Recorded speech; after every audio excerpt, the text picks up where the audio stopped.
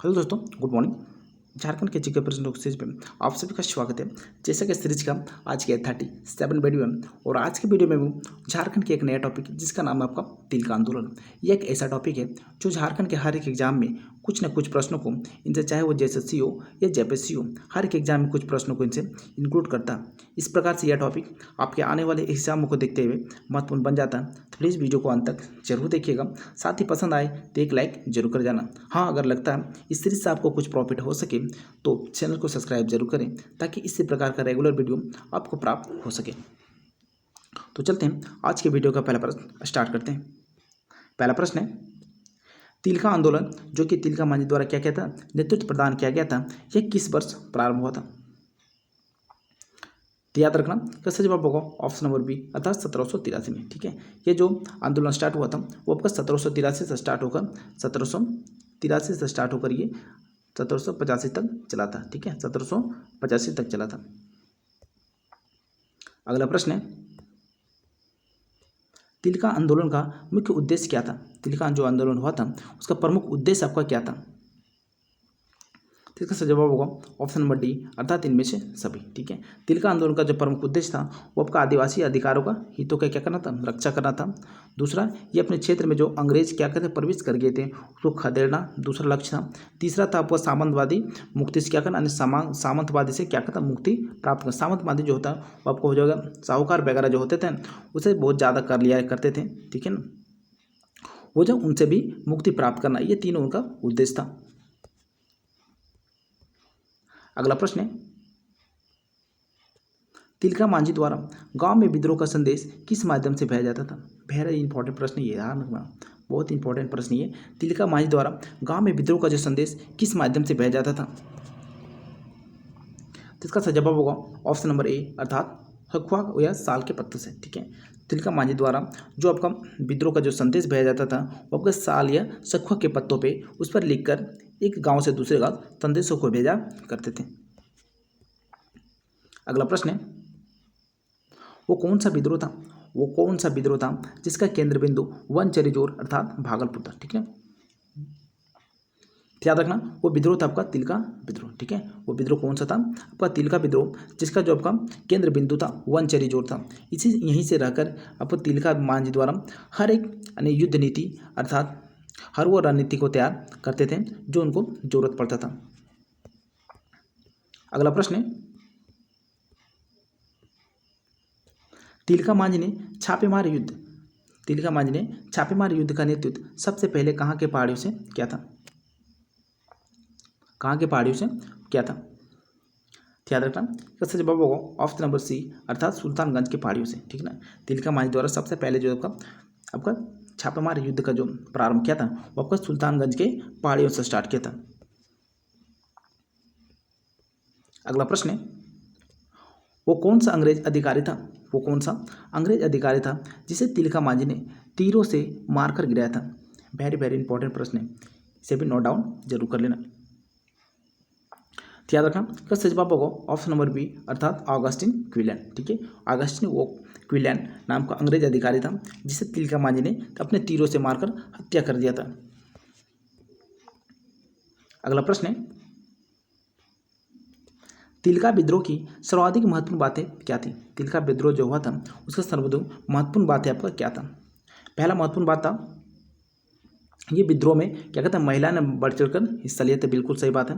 Option B है लोगों की स्वाधीनता के प्रति जागरूकता प्रदान करना, ये भी बिल्कुल सही बात है।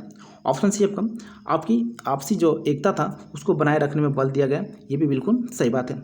इस प्रकार से इसका सही जवाब क्या होगा ऑप्शन नंबर डी अर्थात इनमें से सभी है। ठीक है ना, अगला प्रश्न है, तिलका विद्रोह में निम्न में से कौन सा युद्ध नीति अपनाया गया था? तिलका जो विद्रोह हुआ था उनके कौन सा युद्ध नीति अपनाया गया था? याद रखना इसका जवाब होगा ऑप्शन नंबर सी अर्थात ए एवं बी दोनों। ठीक है, यानी गोरिल्ला युद्ध नीति का प्रारंभ किया था आपका इसी कौन सा युद्ध में आपका तिलका विद्रोह में हुआ था। छापेमार युद्ध नीति ये भी आपका तिलका विद्रोह में स्टार्ट हुआ था। तो ये दोनों नीतियाँ जो थे तिलका विद्रोह में क्या किया गया था ना अपनाया गया था। अगला प्रश्न है, तिलका मांझी को किस वर्ष अंग्रेज अधिकारियों द्वारा धोखे से पकड़कर तिलका मांझी को किस वर्ष जो था अंग्रेज अधिकारी क्या किया, धोखे से पकड़ लिया और उसे फांसी दे दिया गया? तो वर्ष था आपका 1785। कौन सा वर्ष था वो? 1785 था, जब अंग्रेज अधिकारियों ने क्या किया, तिलका मांझी को धोखे से पकड़कर उसे फांसी दे दिया जाता है। अगला प्रश्न है, तिलका मांझी को फांसी कहाँ दी गई थी?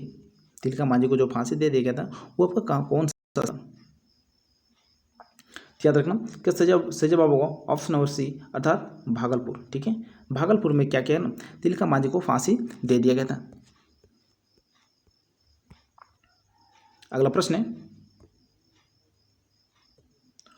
वो कौन सा वृक्ष था, वो कौन सा वृक्ष था जिस पर तिलका मांझी को 1785 में, ठीक है, जिस पर तिलका मांझी को 1785 में फांसी दे दिया गया था? याद रखना इसका जवाब होगा ऑप्शन नंबर ए, अर्थात बरगद के वृक्ष में। ठीक है, तिलका मांझी को जो था भागलपुर में 1785 ईस्वी में क्या किया ना, बरगद के पेड़ पर अंग्रेजों ने फांसी दे दिया गया था। अगला प्रश्न है, वो कौन सा गद्दार पहाड़ी सरदार था? वो कौन सा, ठीक है, वो कौन सा गद्दार पहाड़िया सरदार था जो तिलका मांझी को पकड़वाने में अहम भूमिका निभाया, यानी अंग्रेजों को साथ दिया था? याद रखना वो गद्दार जो आपका पहाड़िया सरदार था आपका जौहरा था। ठीक है, जिसने अंग्रेजों को सहयोग किया और तिलका मांझी को पकड़वाने में उसकी अहम भूमिका अदा किया।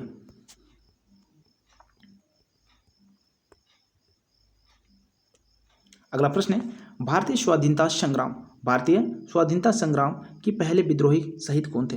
ठीक ना, भारतीय स्वाधीनता संग्राम की जो पहले शहीद विद्रोही थे वो आपको कौन था?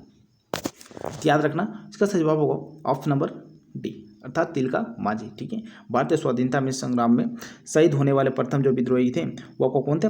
तिलका मांझी था। अगला प्रश्न है,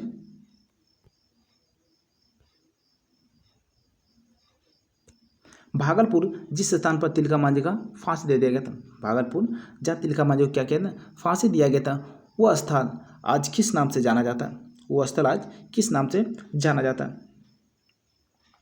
तो याद रखना करेक्ट जवाब होगा ऑप्शन नंबर सी, अर्थात बाबा तिलका मांझी चौक। ठीक है ना, वो स्थान भागलपुर में आज किस नाम से जाना जाता है? बाबा तिलका मांझी चौक के नाम से जाना जाता है। अगला प्रश्न है, तिलका आंदोलन की अवधि क्या थी? तिलका आंदोलन जो हुआ था उसका कार्यकाल क्या था? याद रखना इसका जवाब होगा ऑप्शन नंबर ए, अर्थात 1783 से लेकर 1785 तक। इसका जो आंदोलन की अवधि था वो आपका 1783 से लेकर 1785 तक था। चलते हैं अगले प्रश्न की ओर। अगला प्रश्न है,